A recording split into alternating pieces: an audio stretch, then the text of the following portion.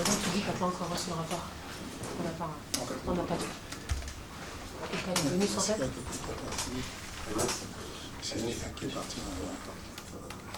Camille, elle va répondre. Donc juste tu dis que tu l'as pas reçu encore. Et c'est toi qui as les bonus en tête pour ça. Et je sais que l'expliquer pour qu'on appelle. Yes. Voilà. Ok, bonsoir à tous. Bienvenue en conférence de presse post-fight RS 19. On est en présence de Fernand, que je ne vous présente plus maintenant. Donc Fernand, on peut commencer d'abord par les bonus de la soirée, avec tous les détails aussi de la soirée, et si on peut aussi réexpliquer pour cette première édition en quoi consiste RS Studio, et après on passera aux questions. Bonsoir à tous, merci d'être là. Bon voilà, on a le bonus de la soirée sur donc le combat de la soirée, c'est le main event, Scott contre Peña. Scott contre Peña, bonus de la soirée, le bonus de combat de la soirée. Ensuite, en soumission, on a Melissa Dixon. En KO de la soirée, on a Donatello. Et puis sur Twitter, Melissa Dixon Hurtado. Melissa Hurtado, j'allais dire. Ouais. Melissa Hurtado. Et ensuite, on a sur Twitter, Sheriff Ramé. Voilà les bonus qu'on avait aujourd'hui. C'était un événement en studio. Studio, vous avez compris le principe, je vous réexplique encore. C'est un peu cette expérience immersive que vous venez d'avoir là, où vous êtes près du public. Vous avez la possibilité de capter, d'entendre des sons, le bruit, enfin, tout ce qui est possible d'entendre dans la salle, le coaching, le son, les points, tout est, voilà. Et ensuite, vous avez l'expérience qui va avec l'expérience VIP. Et puis surtout, le but aussi de ce studio, c'était de multiplier, de rajouter un certain nombre d'événements à l'année. On passe de 8 événements à 11 événements. Ça nous permet de faire tourner le roster, parce que mine de rien, on a un gros roster et qu'on a besoin de faire combattre tout le monde. Mais aussi, c'est pour la télévision. En gros, aujourd'hui, on a des contrats avec Canal+, UFC Fight Pass, qui en demandent toujours un peu plus, et donc ça nous permet de donner pas mal de contenu, tout en réduisant les coûts qui vont être impactés par le fait d'avoir un public. Donc voilà, merci d'être là les gars. Bonsoir Fernand. Il est agressif lui. Bonsoir. J'avais pas dit le dernier mot, il était déjà comme ça. Ok, let's go. On est toujours prêt. Agnès pour Culture MMA, je vais avoir 2-3 petites questions. La première, déjà je trouve que ce RS Studio est une réussite pour ma part. J'ai bien aimé l'initiative, j'ai bien aimé l'expérience. Donc tout d'abord, félicitations pour cette idée-là, qui est une très très bonne idée. D'ailleurs, ça va en plus permettre de faire tourner le roster plus rapidement.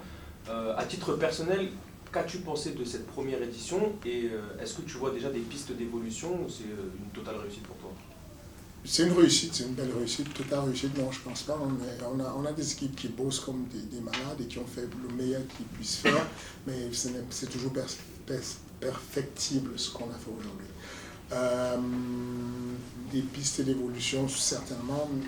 Personnellement, j'ai été surpris. Là, j'arrive, là, c'est ma première fois que je rentre dans ce studio. Je connais tout le truc sur papier, mais j'ai trouvé ça bien, beau, accueillant, cosy, intimiste, et j'ai bien aimé.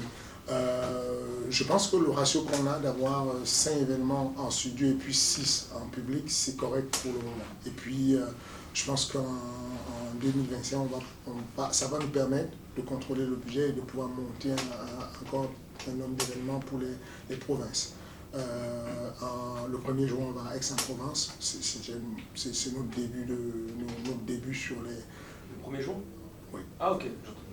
Voilà. Et ça va être notre début hors Paris. Et donc, voilà. Je pense qu'on va regarder ce modèle, on va continuer à l'explorer et voir qu'est-ce qu'on peut en faire. Mais c'est une très belle expérience, d'autant plus que les spectateurs qu'on n'a pas au Dôme de Paris ou à l'Adidas, à l'Arena Adidas, on les a chez eux en train de regarder Canal+, ou en train de regarder UFC Fight Pass, donc ça se compense quelque part. Et puis, c'est aussi l'occasion, ce sont les événements où on peut placer des étrangers.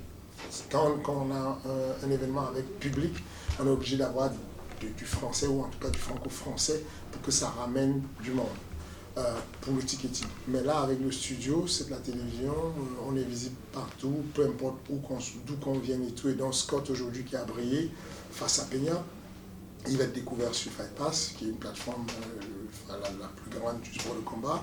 Et puis à côté de ça, il va être connu quand même sur le territoire avec les quelques millions qu'il y a comme abonnés sur Canal+. Donc voilà, c'est une formule qui nous va en tout cas pour le moment. Ok, avant dernière question, concernant justement le main event, on a eu un très très beau combat et surtout une belle surprise de l'anglais. Est-ce que la suite logique c'est de le faire affronter face à Abu? Il n'y a pas de débat, c'est évident. Mais je me délecte à l'idée de voir Abu face à Scott. Ça fait très longtemps que je n'ai pas eu un combat d'une telle facture. Peña contre Scott, c'est l'un des combats les plus techniques qui m'a été donné de voir. Franchement, impressionné. Le cardio, je ne comprends pas comment ils font. Enfin, on est au 4e round et les petits continuent à distribuer comme si il n'y avait rien. Enfin, la lecture de jeu, la compréhension de la boxe de Peña et de Scott, c'est juste... Enfin, voilà, j'ai été bluffé complètement. Et je suis archi impatient de le voir face à... Une petite date peut-être pour... Je préfère ne pas me prononcer tout de suite. On va le caler quelque part, je préfère pas le dire tout de suite. Ça marche. Dernière question du coup pour ma part. Hier, il y a eu un événement, j'imagine que tu as dû en entendre parler, le PFL Paris. Non, c'est vrai? Ouais, avec l'un de tes protégés qui combattait et qui a gagné d'ailleurs, victoire méritée, comme je le dis souvent. Tout d'abord, sur la décision, qu'en as-tu pensé? Est-ce que pour toi elle est légitime? Est-ce qu'elle est correcte? Un petit mot sur la décision. Tout le monde qui connaît le MMA, sport de combat, c'est que c'est légitime. Enfin, à partir du moment où tu décides d'arrêter le combat, où tu fais une pause, imaginez le combat, vous avez un événement où tout le monde peut dire qu'il veut faire la pause. C'est tout.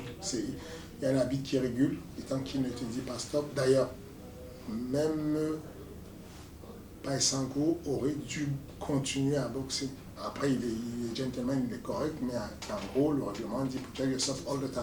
Et donc, il faut. Voilà. Donc, pour moi, non, il n'y a pas de débat dessus. Je pense que c'est une victoire méritée. Baki de retour à l'ARES ou direction l'UFC? L'objectif premier, c'est de faire évoluer sa carrière.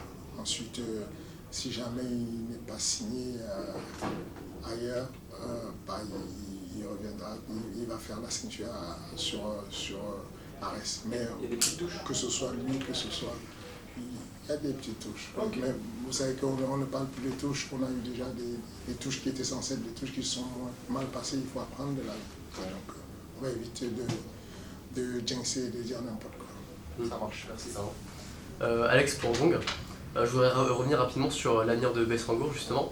Est-ce que tu penses, il a verbalement accepté une revanche contre Cédric Doumbé, mais est-ce que tu penses que c'est réellement dans son intérêt de lui accorder une revanche? Non, du tout, ce n'est pas dans son intérêt. Je pense que aujourd'hui la revanche, on est proche, on est encore plus proche de faire la revanche Jordan contre Cédric que la revanche Baki contre Cédric. Ok, c'est clair. On est loin de ça. Donc, comme je disais, je pense qu'on va observer ce qui va se proposer à lui.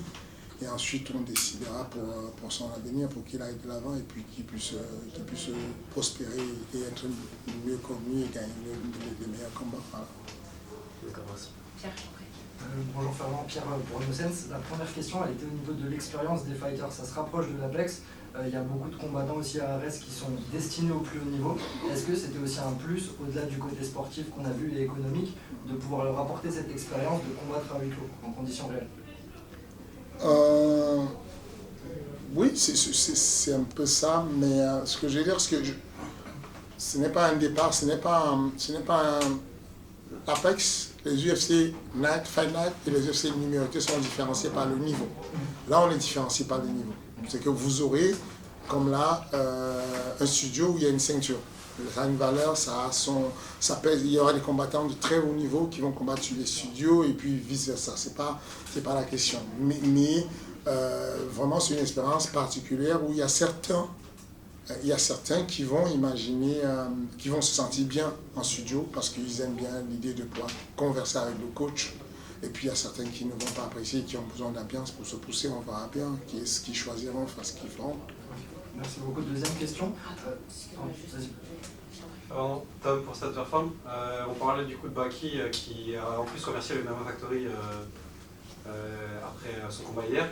Mais on sait aussi que le MMA Factory, il y a une période difficile. Il y a beaucoup de combattants qui sont partis. Je pense à Ibrahim Mané, à Bouel, à Rizlen aussi. Toi, comment tu vois, est-ce qu'on peut en savoir plus sur tous ces départs? Je sais évidemment que c'est la concurrence, c'est le jeu. Mais comment tu le vois? Comment tu le vis? Je ne le vis pas, c'est normal, c'est un processus normal. Vous, ça vous choque parce que vous avez un autre métier, vous êtes journaliste, et puis donc quand je vous parle à vous et que je fais une interview, et qu'ensuite je fais une interview ailleurs, ça vous paraît normal. Et le gars qui ne sait pas va dire, mais pourquoi il fait une interview avec toi, il va faire là-bas? C'est la même chose. En réalité, c'est un process continu. Est-ce que vous voulez que je vous cite tous les noms qui sont partis du Factory? À quel moment on est devenu champion du monde? La France est devenue champion du monde. C'est quand on avait un grand combattant qui était parti aux États-Unis. Il y a eu des vagues de départ tout le temps. Karl Amoussou, parti de MMA Factory. Michael Debout, parti de MMA Factory. Et ensuite, qu'est-ce qui s'est passé? Karl Amoussou, Staropoli, un Argentin, revient, bat Michael Debout, 77 kg, il est au Factory. C'est tout le temps comme ça. C'est un roster qui glisse. Il y a des gens qui arrivent, ils partent, et puis ça, c'est un processus normal. Donc pour moi, c'est tout à fait normal. Ne regardez pas l'arbre qui tombe, regardez la forêt qui pousse. Regardez tout ça, tous ces jeunes. Regardez tout le roster qui pousse, quoi. Les frères Youssef, Vlad qui va faire la ceinture, c'est énorme, ça pousse de partout. Mais en fait, on est focalisé sur les barbares qui tombent. Merci. Avant-dernière question, vas-y Andrea. Bonsoir Fernand, Andrea pour Boxmag. Ma première question, c'est on a vu que Ilian a remporté son combat ce soir. Est-ce que c'est lui le prochain pour la ceinture après le combat du mois prochain? Non. Non? Ok. Du coup, ce serait qui du coup? T'as pas encore d'idée? Non, je pense que là, on a deux contenders qui vont s'affronter là. Et puis, on va voir ce qu'ils donnent. On a deux contenders qui sont bien là. Et vraiment, déjà, ce qu'ils font, ne sont pas pressés de booker les gens après ce qu'on a déjà booké. On ne sait même pas encore si... on ne sait même pas encore ce que ça va donner le combat, voir ce que ça va faire, de la manière dont ils vont gagner, de la façon dont ils vont gagner, tu vas décider après ce que tu fais. Donc non, là, je ne sais pas encore. Et juste hier, Cédric a dit qu'il allait faire appel de la décision pour la transformer en no contest. Est-ce que tu penses que cet appel va aboutir? Est-ce que tu penses que ça a un sens de faire ça? Je ne pense pas que ça va aboutir, mais ça a un sens il faut tenter, il faut tout tenter. Ok, merci. Bonsoir Fernand, Noé de Cover. Moi j'en avais une rapide sur Jordan Zevo, parce que tu l'as évoqué, il a fait son retour après sa défaite médiatisée en septembre. Qu'est-ce que tu as pensé de sa performance et de son retour? On l'a peut-être senti un peu timide par moment, mais vaillant et résistant, en tout cas de notre point de vue. Qu'est-ce que toi tu as pensé du retour de Jordan? J'étais inquiet, comme tout le monde. On sait déjà l'effet d'une défaite sur un athlète. On ne sait jamais tant qu'il n'a pas fait sa première minute, ses premières 60 ou 120 secondes dans la cage. Donc au bout d'un round, j'étais déjà content de me dire, bon, il est venu et puis il ne se prend pas il ne fait pas un accident. C'est possible, tout est possible, qu'on ne démarre pas. Donc il a démarré, je suis content, il a terminé, je suis content. Et puis il a faim et puis on va lui donner à manger. Progressivement, on va le reconstruire. Très bien, merci Fernand. Merci beaucoup. Merci.